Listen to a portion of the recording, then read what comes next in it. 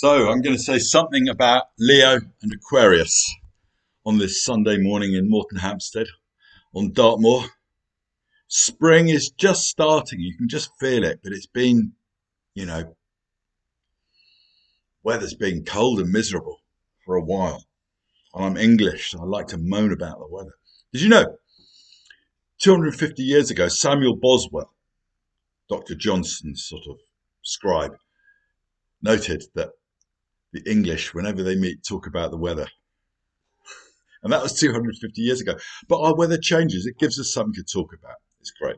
And maybe this is an Aquarian introduction because Aquarius breaks the rules.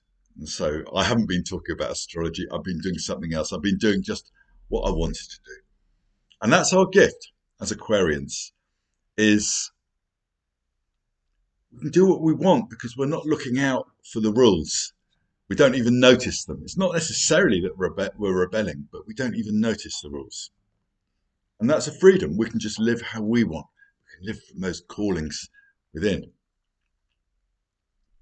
And that's our gift to others. But the shadow side of Aquarius is Leo.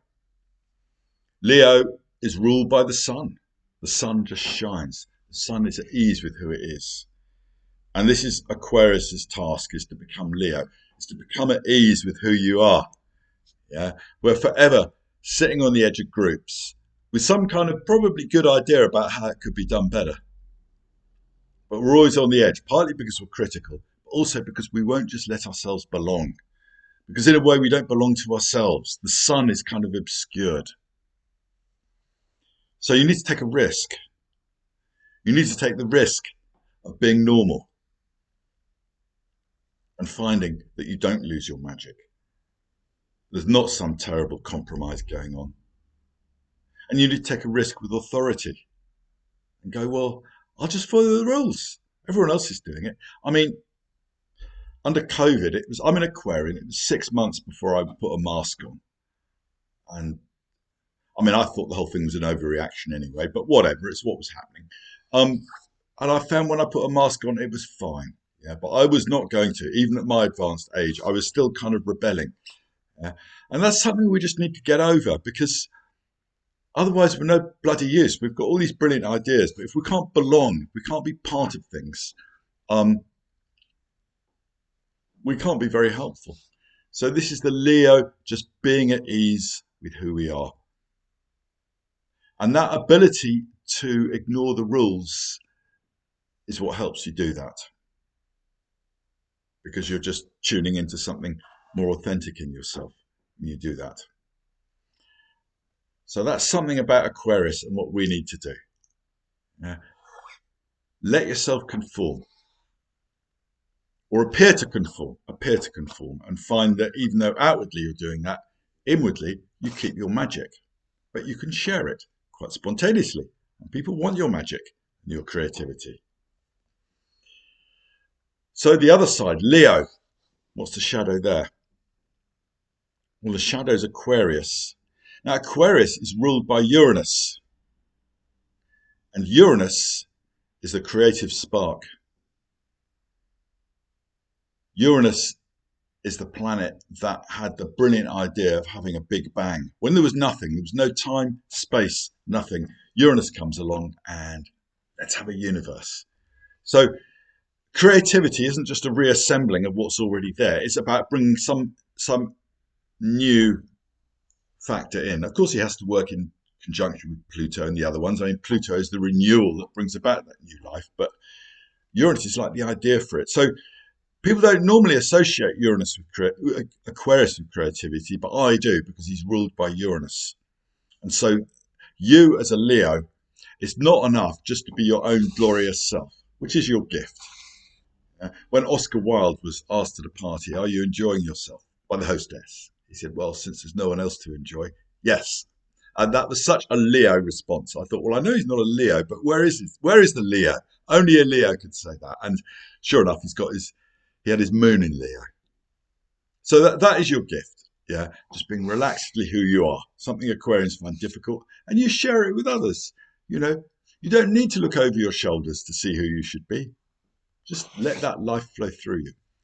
But the shadow is that creative side. Leo is known for being creative. Well, they might just be too self-absorbed. Leo can be very self-absorbed. Um, and not being creative, that can be self-doubt. Your gift is being sure of yourself, but being creative, well, you're bringing something in you in. So how can you be sure of that? You have to take a risk. So that's the Leo risk. Yeah. The Aquarian risk is appearing to conform and belong. The Leo risk is being creative, bringing something new in because it might be no good. Yeah. It's no good if you're the king or the queen. How could you possibly produce something that's no good? You have to take that risk. And it's a calling in you. You know what you have to do. You know what you have to make or create.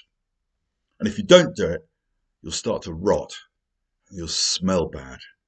And you'll be self-absorbed.